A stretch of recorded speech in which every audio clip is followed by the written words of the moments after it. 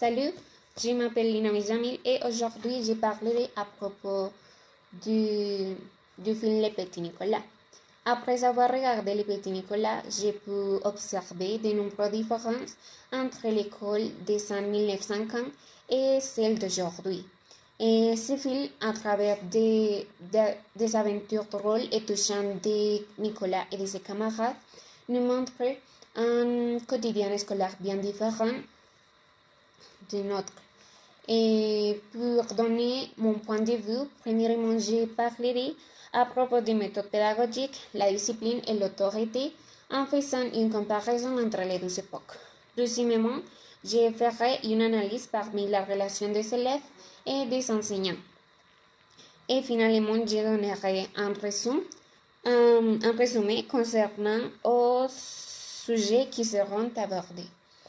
Tout d'abord, en ce qui concerne les méthodes pédagogiques, on remarque que dans les années 1950, l'enseignement était plus centré sur l'apprentissage par cœur et la répétition.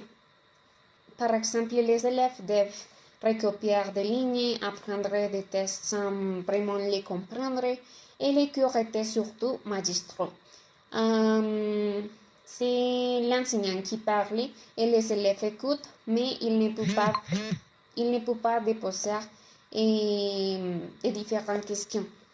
Aujourd'hui, les méthodes ont évolué. On encourage davantage la participation active des élèves et le travail en groupe, les projets et la réflexion personnelle. Par exemple, dans mes classes, il est fréquent de faire des exposés ou de débattre ou de faire des différentes activités qui sont plus de parler ou de participer, ce qui aurait été impensable à l'époque. Et ensuite, la discipline et l'autorité étaient beaucoup plus strictes dans les années 1950. Et dans les films, par exemple, on voit que les élèves ont trop peur de leur maître ou de leur surveillance.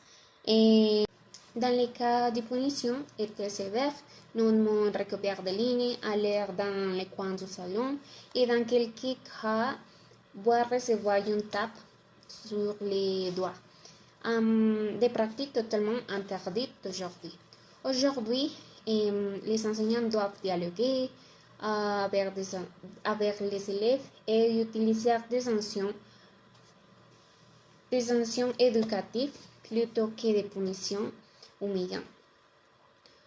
Personnellement, je trouve que cette évolution est très positive car elle permet de respecter davantage l'enfant tout en lui enseignant les règles. Quant aux relations entre les élèves et les enseignants, elle était beaucoup plus distante à l'époque parce que les maîtres imposaient une grande autorité et il était inconcevable de leur parler autrement que très respectueusement, souvent avec un peu de crainte. Aujourd'hui, même si le respect reste fondamental, les relations sont plus proches et plus humaines.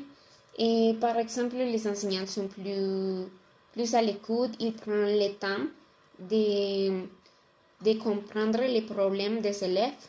Et par exemple, dans ma classe, nous pouvons facilement demander de l'aider et parler ou exprimer nos difficultés sans avoir peut être juge et on peut être parlé à propos des problèmes ou des inconvénients qui nous en tant qu'étudiants. Nous pouvons parler au professeur et en plus quelque chose que j'ai trouvé frappant est le thème de l'innocence, puisque dans le passé, il y avait des sujets qui avaient totalement interdit aux enfants, comme les sujets de l'origine des bébés.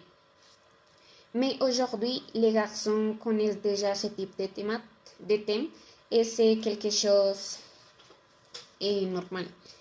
En définitive, je pense que même si l'école des des années 1950 avait des avantages comme une rigueur. Et je préfère l'éducation de nos jours parce qu'il est plus adapté aux besoins des élèves.